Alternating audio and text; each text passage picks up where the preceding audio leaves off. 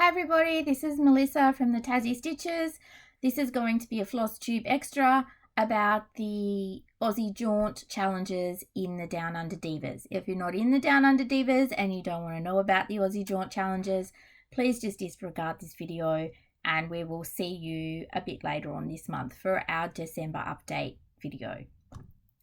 So to start off with, the Aussie Jaunt challenges are monthly. We're going to be working our way around Australia, starting in just with general Australia.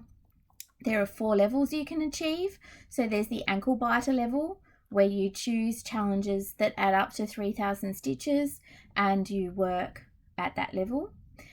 You would receive 1 ticket for that. There is the fair dinkum level, where you choose challenges and stitch to 6,000 stitches. Again, that will get you 2 tickets. There is the U-Butte level, where you stitch for 9,000 stitches and that will get you 3 tickets. And if you choose to do all the challenges, which is 10,000 stitches, then you would receive 4 tickets and you would be on the Ace level. You can stitch a different level each month. So if you know you're going to have a really full-on month, whether that's for family or work or holidays or whatever, you can choose to stitch for a lower level that month. You do not have to stitch the same level every month. Not everybody is as crazy as me. So moving on, I thought I'd just explain what I'm working on for the 11 challenges for the Aussie portion or the Australian portion of the Aussie Jaunt. While I'm doing that, I'll explain some of the finer points that Carolyn and I are looking for in the challenges, and I hope that helps you a little bit. So starting off at the very top is the Australian flag. Stitch 2,000 stitches on a piece with stars or in blue, white and red floss. So that can be all blue, all white, all red, a combination of blue and red, blue and white, red and white, whatever. If there's more than one colour listed, you still only need to do the 2,000 stitches and you can do any combination of those colours you like. And unless there is a specific, like dark green or dark blue, listed, then you can basically stitch any blue or any green, etc. So starting off, I'll be using for this piece my owls. So there's a lot of blue in this background. I'll be moving the Q snaps and I'll be working down here in this section of background, which is predominantly blue. I'll only be stitching the blue thread though, because this background is a mix of blue, green and purple, which is why I'm choosing to stitch on a blue, mainly blue section, so I don't have to skip around too many different colors, because I do like to stitch in 100 stitch blocks on my full coverages. While I've got this piece out, I'll also be using this for stitch 500 stitches on background. Now I know not everybody stitches heights or full coverage pieces. For me, again, it will just be more of the same background, whether I do it down here or up here. I haven't decided yet, but that's what I'll be working on. If you don't stitch full coverage background, we will classify as anything that is not the main focus of the piece. So if you have a piece that has Quaker motifs in the background or snowflakes in the background, we will accept that. As long as you can explain what the background is, that's perfectly fine. I'll explain the on part when we get to the border, because it's a little bit easier to explain with that section. But because I'm also using this piece for dream. So for dream, it's stitch on something that represents a dream, where we'll pretty much take most explanations. As long as you can explain it to us, we will take it. For me, this is a dream because the flowers are quite floaty and dreamlike and not defined, which for me makes me think this is more of a dream than an actual reality. So that's 3,000 stitches I should be putting into that piece for this challenge. Next is border. For me, I'll be doing my border on my Eliza Johnson. So the border is just a continuation of these flowers. So they come across the bottom in orange and they come down the side in pink. 2,000 stitches on a border, that's a lot, hey? But I mean, I'm not even, I think I'll go close to 2,000, maybe not quite. But if you don't have 2,000 on your piece, that's perfectly fine. Just remember, just do all the stitches you possibly can on border, all that's left. Post, I've done my 1,500 stitches on border, then you can move on and do 500 stitches anywhere else in the piece. We do ask that you stick to one piece unless you finish that piece, and then you can move on to a second piece. If you're doing colors, for instance, and you can only get like 800 stitches worth of a particular color on a piece, you can move to a second piece to finish off the rest of those color or colors. Please don't use more than 2 whips though per prompt. It's just too much for Carolyn and I to keep track of. And if you can get it all done on one whip, that is our preference. So one whip, unless you finish your whip or you completely run out of a color. Running out of a border is not an excuse, even though you've got a stitch on the border. Even if you've only got 20 stitches left on your border, do 20 stitches on your border, post your 20 stitches for border, then go and do the rest of your 1,980 stitches, come back and post your finish point, showing all 2,000 stitches on your piece. Next up is something that shows an ocean. I'll just be doing or working on the dolphin circle that I started this month for my son. I've only got the pattern, so I'll hold it really far back. As you can see, it shows the ocean. Anything that shows the ocean is perfectly fine. I think green and gold is fairly self-explanatory for 1,000 stitches. Gold doesn't have to be metallic though on this one, just gold in color. So I'll be working on my orient because I'm in a green and gold section, which is the rice paddy fields here. So 1,000 stitches, I'll be doing probably a combination of green and gold on that one. Island.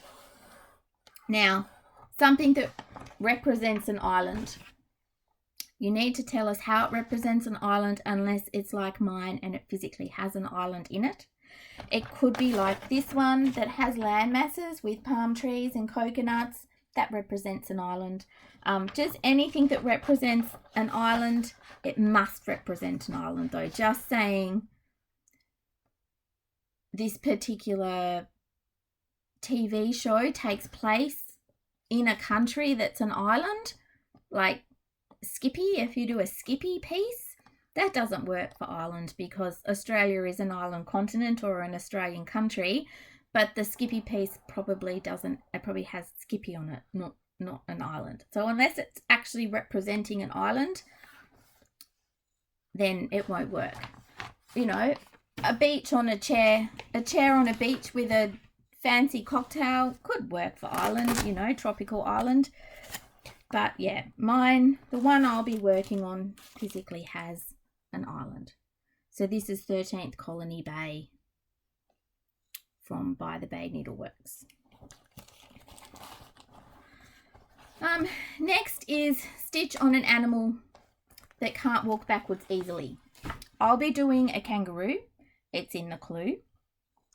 Other animals that I have seen or that are on my list for animals that can't, so there's mine, for animals that can't walk backwards easily are emu, penguin, alligator or crocodile, crab because they walk sideways. Some fish like sharks can't actually swim backwards. One of the other members has brought to our attention bears. We have now added bears to the list. If you have another animal that you think can't walk backwards easily, just let us know and we'll look into it. And if we agree with you, then that will be perfectly fine. But that's the list that we have compiled so far at the moment. Stitch on yellow flowers. Again, you have to stitch on yellow flowers.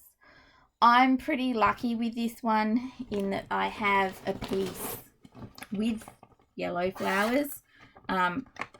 I haven't done these prompts to suit my stitching pieces at all. You'll see further down the track that there are some prompts I can't meet at all, so it will either be new starts or a lower level for me. But this piece has quite large yellow flowers, and I have a lot of yellow flower stitching yet left to do. So I need to do I'll probably be able to do my full 500 stitches on yellow flowers. As you can see, I've got a lot to go.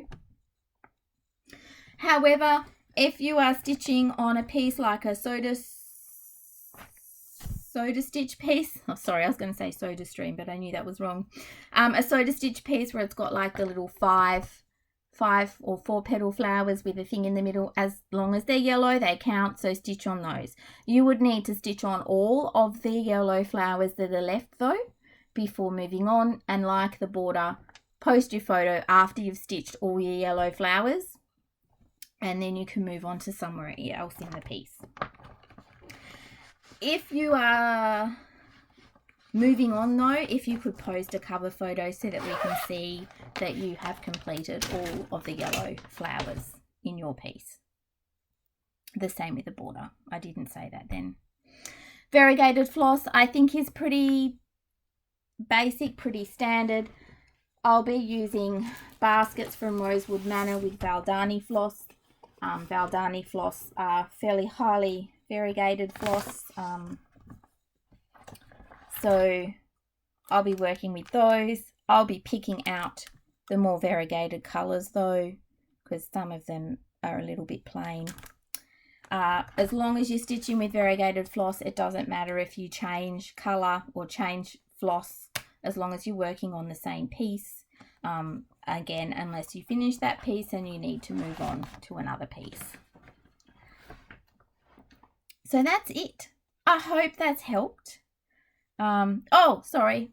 Iconically Australian. Did I say that was the kangaroo? You've got to stitch on the kangaroo on the Iconically Australian piece. I'll be working on that and on the kangaroo. I have another piece which is a soda stitch piece, which is the World Stamps, which has the Sydney Opera House on it. However, I have completely finished the Sydney Opera House on this piece, so this piece would not work for me because I physically cannot put any stitches into the Sydney Opera House. Even if I had 5 stitches left on the Sydney Opera House, doing those 5 stitches on there and then moving on elsewhere in the piece would have sufficed. But because I've fully completed the Sydney Opera House on there, that piece would not work because I cannot put any stitches on the item. I think that's it. If this has been helpful, let me know. If this hasn't been helpful, let me know, and I won't do another one of these. Happy New Year to everyone. Like I said, I think in the beginning, I've done this 3 times now. We'll see you, both Carolyn and I will see you later in January. I'll be posting this in the group as well. If you would like to join the Down Under Divas, I'll put the information for that group down in the description box below. Enjoy the rest of 2022. I hope it's so much better for everyone than 2020 and 2021. I look forward to seeing you all soon. Bye.